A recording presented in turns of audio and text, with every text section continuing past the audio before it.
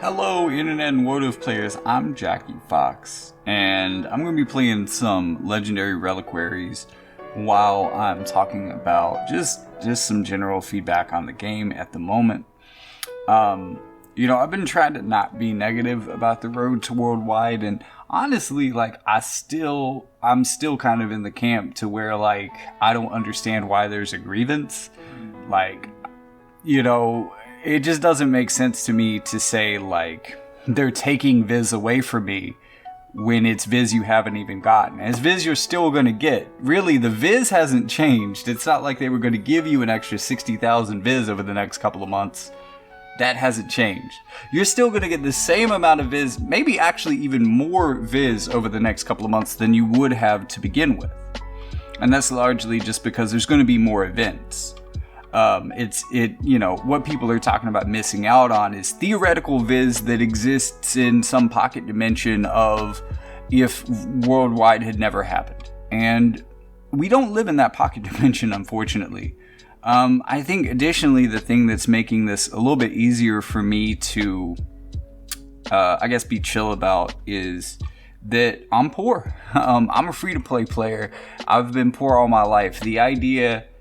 I don't know, man. If I got drunk and blacked out and woke up and found out that I spent $1,000 on a video game, I would contemplate suicide pretty immediately. That feels like a mistake that has ruined several months of my life at that point. $1,000, I'm not getting that quick. You know what I mean? That's not just something I can blow.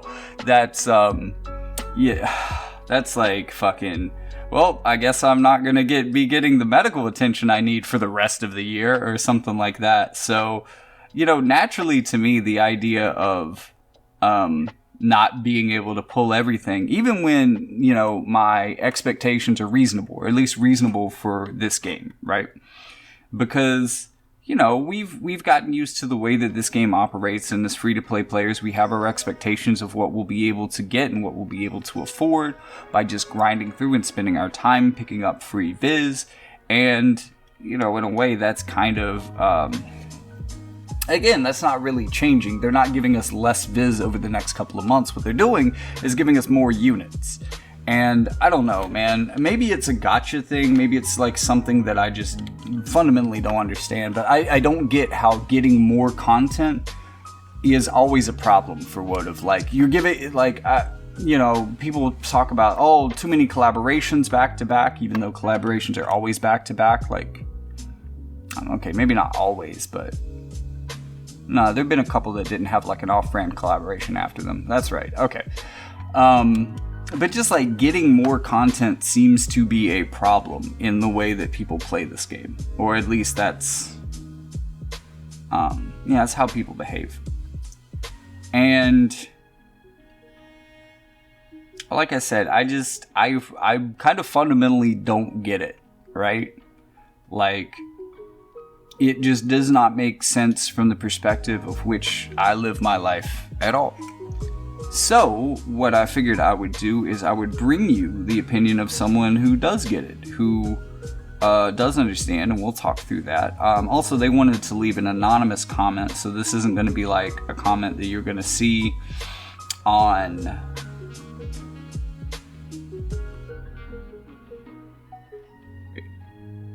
You're an invasion desperate. This isn't going to be a comment that you're going to see on the YouTube channel or anything. This came straight to my DMs, and now that I'm finally done setting up my team, let's hit this Legendary Reliquaries grind and read some of this comment. To answer your video, since I didn't want to leave a comment, this road to worldwide bullshit is making me consider dropping the game. I can whale thousands easily if I want to, and ensure I pull Ferris, Sildra, Dark Shiva, Wedding Alaya, and her VC. Summer Glaciella and her VC, and Dark Siren. But I don't appreciate a company looking at me like a walking wallet. In comparison, Epic 7, which is my main gacha, I can pull all the new units without spending any money, but I choose to spend hundreds monthly. I feel like Gumi doesn't respect us as players, nor our time, and I already stopped spending once they announced the road to worldwide, which literally does nothing as far as I can see for us. I'm not sure why it's happening, other than to get us to spend more while they save costs, cutting the GL team minus Justin.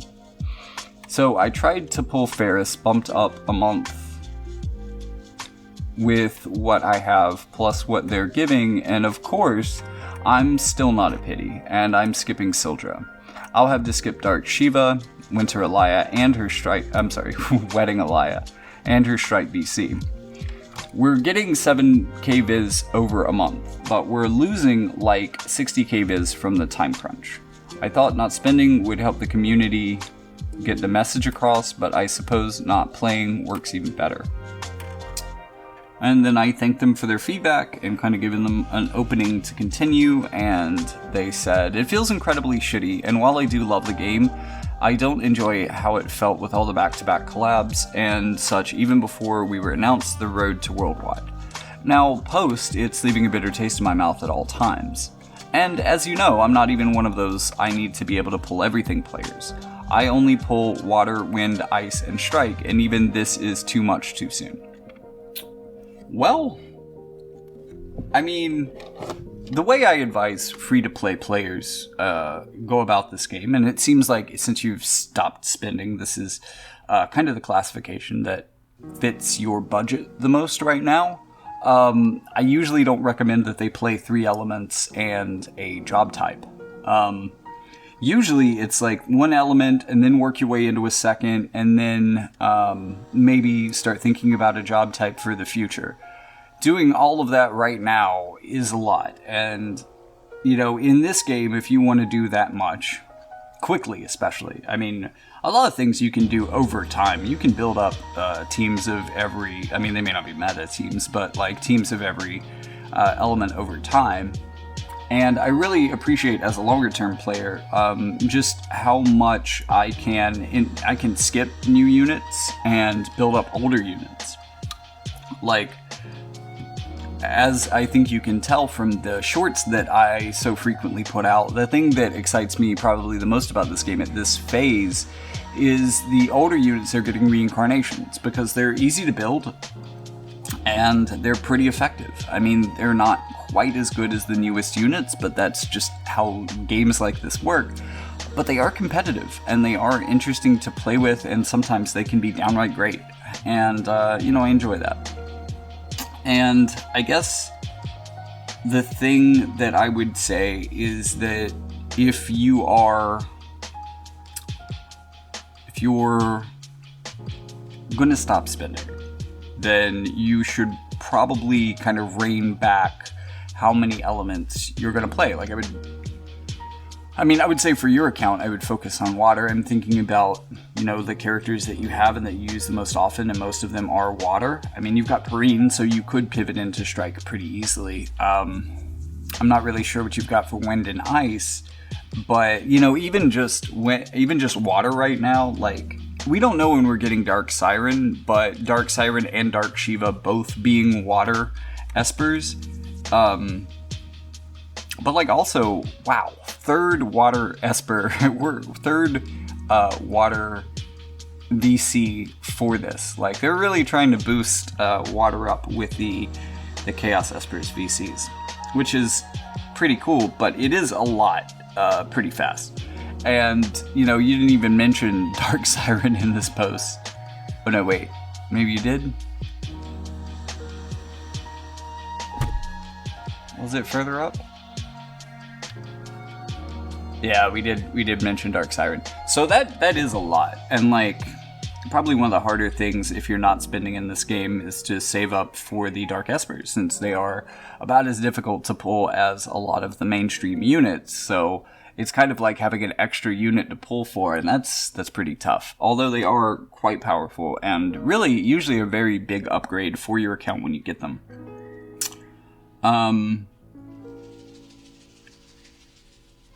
So I get where you're coming from, especially if you've chosen to stop spending. Like, that makes this an even bigger crunch for you compared to what it was before. But I don't know. I guess I feel differently about it from a seasoned free-to-play perspective than people who've been spending. And it is worth pointing out that, like, for the free-to-play players, I don't think that this is really as big a deal. I don't think that some of the issues that the community has gotten upset about have been that big a deal. Like, all of this stuff is stuff that it's really easy for me to ignore. It doesn't bother me necessarily while I'm playing the game. It's just all stuff that I can look past and not worry about. But for people who are actually spending money on this game, there are a number of things that have gotten considerably worse. I mean, first of all, you have the heightened expectations that come from spending money on this game and thinking that you can, I don't know, pull for 3 elements and a job type, I guess, and get everything that comes out for it. I'm not even, like, I don't have my wind account, my wind and water account. Sure, I got Sildra and I got Ferris, but I completely skipped Lena. I also skipped Resol. For my Earth account, I skipped Dialdo, and that was a really great unit that I should have gotten for my Earth account, but I felt like I had the opportunity to skip it, and then I found out that he wasn't going to be pitiable on Roth's banner, which is a bummer. But I guess what I'm saying is that I already have to skip units that I want, and that's my life, right? That's my life playing this game. This is my experience of it. That I do have to skip things like that because I can't afford to spend money on this game. And when people, and I don't mean to pick on you specifically, right? But when people tell me that they can easily spend thousands of dollars on this game and get all the stuff, my brain turns off.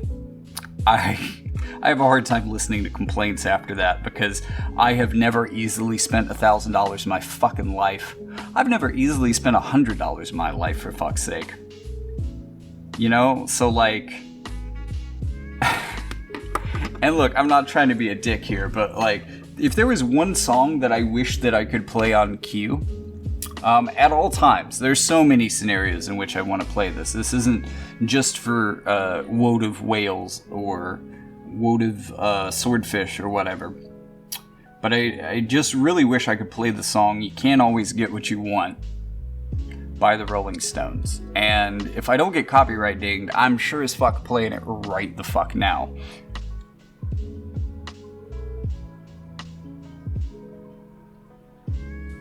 Because to a certain degree, tough titty, man. I'm sorry, but this is kind of the reality that I've had to live with for quite some time now, and I don't know, man. Adjust your expectations, I guess. Especially if you're enjoying the game. I mean, and like I said in the previous video, yes, Dark Espers, the fact that there's going to be at least 2 of them within this crunch is probably the biggest issue, really, I would say. Because all the units, Dark Espers aren't limited, but they're kind of hard to get later if you don't get them right away, at least in a timely manner. I have had some luck with some of them. Like you saw, I do have Dark Efreet, even though I didn't pull him on his banner. I just happened to get him for my evasion account. Actually, on the, I think it was on the 10... You Are Summoned Guaranteed tickets, or it was the tickets that they gave us at the very beginning of the Road to Worldwide. Either way, I got my fucking Chaos Esper that I had really wanted but not been able to pull as a part of the recompense for the Road to Worldwide. So, yeah, I've already got my Chaos Esper. I'm pretty chill at this point. Fuck all, what else happens from here? But, at the same time, it is important that people who spend money on this game feel like it's worth it to do so. And I don't know how to tell you it is, because I don't think it is. Again, if I woke up and found out that I spent $500 on a video game, I would consider suicide. Out of shame, wow, I fucked my life up so hard now that there's no coming back. I might as well just die. real talk, don't kill yourself over a video game, or money, either. But, like, that would be such a massive, unrecoverable mistake for me that I would, at the very least, fucking cry about it for a long time. And, like, I don't know, I'm not a self-harm person, but maybe I'd try, just to see if it could cut the pain a little bit. So, like, this is kind of unfathomable to me that people regularly make that decision and feel good about themselves, but, you know, there are people with all sorts of money out there that have just so much of it that they don't realize how scarce it is to some of the rest of us. And because of that, I don't know. Because of that, they make statements like, you could easily spend $1,000 on a video game. But, like, I also get why you don't wanna, right? You shouldn't have to. And there have been, again, while I think from a free-to-play perspective, I haven't had many issues with Road to Worldwide, from a whale perspective, it's kind of a clusterfuck. I mean, first of all, you're expecting yourself to keep up with the top-tier Joneses, so you need all the newest Chaos Espers. You need all of this stuff. You're used to playing multiple elements in this game. And all of that stuff. It's what you've become accustomed to. And this crunch is going to be a real disruptor of that. Even if you aren't pulling for every unit, even if you're someone like who I just described, who's playing like 3 elements and a job type, that's still quite demanding as a free-to-play. And it's like, even maintaining 4, even if this person were to continue spending and try to maintain 3 elements and a job right now, I think that is going to be a lot harder, especially because of Visior Pack H. Like, that is just a big deal, and I mentioned it in the last video. I'm going to keep mentioning it because I think that out of everything, like, again, I don't think that the quote-unquote crunch is that big of a deal from my perspective. I get that everyone sees this a bit differently and that a lot of people don't see it the way that I do.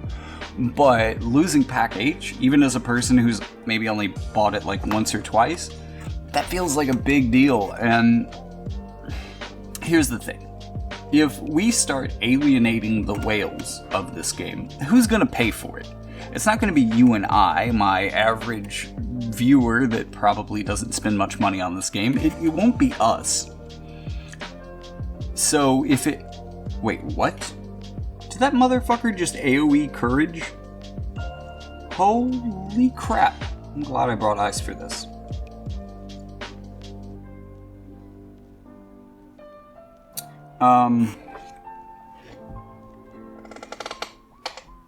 But for the whales out there, you know, this is a pretty significant downgrade.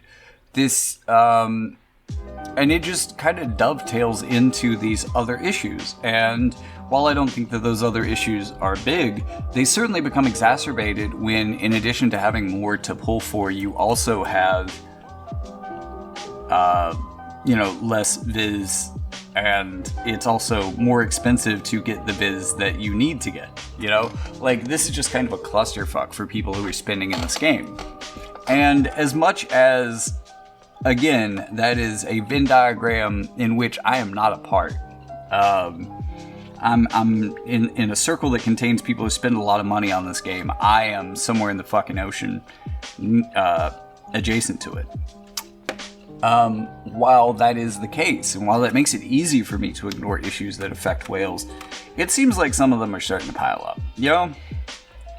It's just, the spending money on this game perspective is fundamentally different from my own. And I want to thank our anonymous commenter here for helping me to get a grasp of what they're thinking. Because... And, like, there's people that spend even more money than this person. For sure. By far. You know, this isn't a big spender as far as this game is concerned. And I'm sure that the quote-unquote big spenders probably have even bigger problems with many of the things that I've mentioned so far.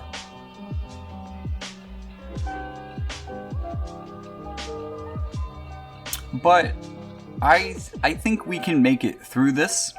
And I think that if we just save our viz and wait until the crunch is over, there will be things waiting for us on the other side that will be worth it. And that will make up for all of the things that we had to miss out on in this go of it.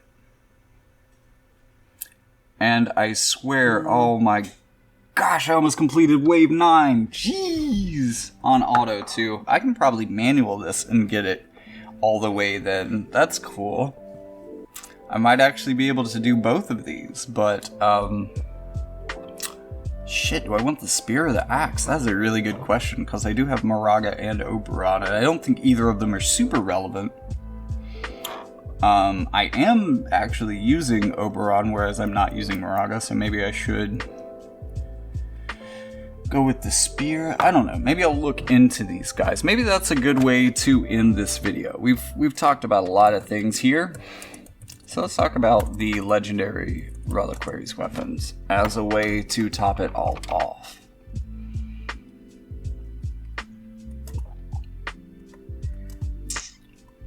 So we have the Dragon Whisker and the Rune Axe.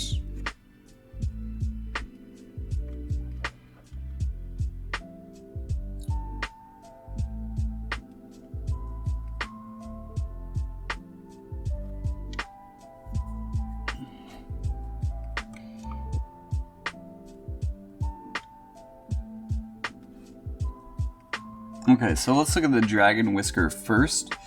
Oh, wow. Okay, so this one does work pretty well for Jaden. This is one of the most hybrid weapons that I have ever seen, and it has a lot of accuracy on it. So this is going to be good for Dialdo, good for Jaden, good for just all of the Lance units, which is great, especially since, you know, Magic Lance units are the most recent form of Lance units. Should be able to fully awaken this to see. No. Can't preview it like that. Okay, so grants following effects upon hit for self. Decrease AoE resistance 10 just for this cast, only when HP is below 60. So I guess when your HP is below 60, then your attacks decrease AoE resistance before dealing damage by 10. But also pierce attack and accuracy 20 for self. So looking at other weapons, and I guess I'll cover this in the weapons guide, but pierce attack 20 is really massive, so is accuracy 20. These are big things. Like, this is, I think, comparable to some of the passives on the Sage's staff. The initial passive on this, the decreasing AoE resistance for a single cast when HP is below 60, is interesting. I don't know how many units will be able to keep themselves reliably below 60 in order to do more damage. 10 AoE resistance is pretty good, but at the same time, this also doesn't really do anything because it's just for this cast. If you're using a single target attacks, this is really only relevant for AoE attacks. It's just kind of, I don't know. It's a good weapon. Like, Legendary Reliquaries weapons are powerful, and this one is. And it's also both powerful, versatile, and very accurate. In fact, this lance might be accurate enough to turn Oberon into less of a can't hit the broadside of a barn type unit, and to someone who actually can. But let's move on to the Rune Axe. There haven't been a lot of axes available for people to use. This one does have a good bit of magic on it, which is odd. I can't think of a magic axe unit, but if there ever was one, you still probably would want this, but okay. It increases damage dealt by skills by 40, but they will also cost TP based on AP cost, 50% for self. So, if you were to use a skill that costs 32 AP, it would cost 32 AP and 16 TP, but it would do 40% increased damage. Since this is just damage, it's not physical damage, it's not magical damage, it could be utilized by a magic axe wielder. again, not sure whether there's magic on this necessarily, but it is what it is. Increase slash attack 20 for self. Great. Again, kind of top tier for that sort of passive. And then decrease AP consumption 20 for self, which is pretty great. If anyone saw my sword video, you remember me talking up the Mythgraven Blade and even the Dawnlight on certain characters because of decreased AP consumption just being a pretty big deal. And this is going to be a pretty big deal. It's also really interesting that it's going to have you use more TP but use less AP. Just strange. I'm not sure how many axe units are really set up to be able to take advantage of this incredibly well, but there's not a lot of them, so it'd be pretty easy to check, I guess. But at the same time, there aren't a lot of axe units that really have, from what I remember, like terribly impressive TP skills anyways. So maybe they just don't buff. I'm not sure. But this is probably going to burn through your TP pretty quickly, even if it doesn't burn through your AP very fast.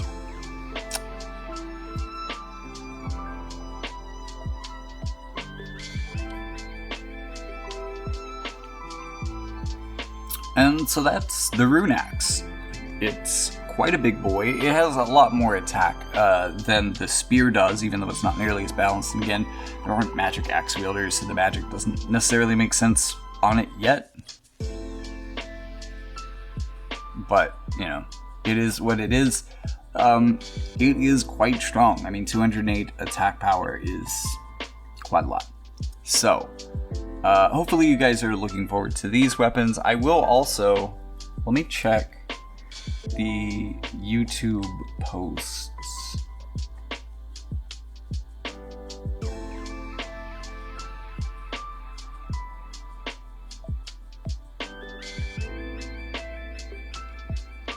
Because I have a post here about all the weapon types, and it looks like spears is going to be next. So, oh, someone finally voted for fists.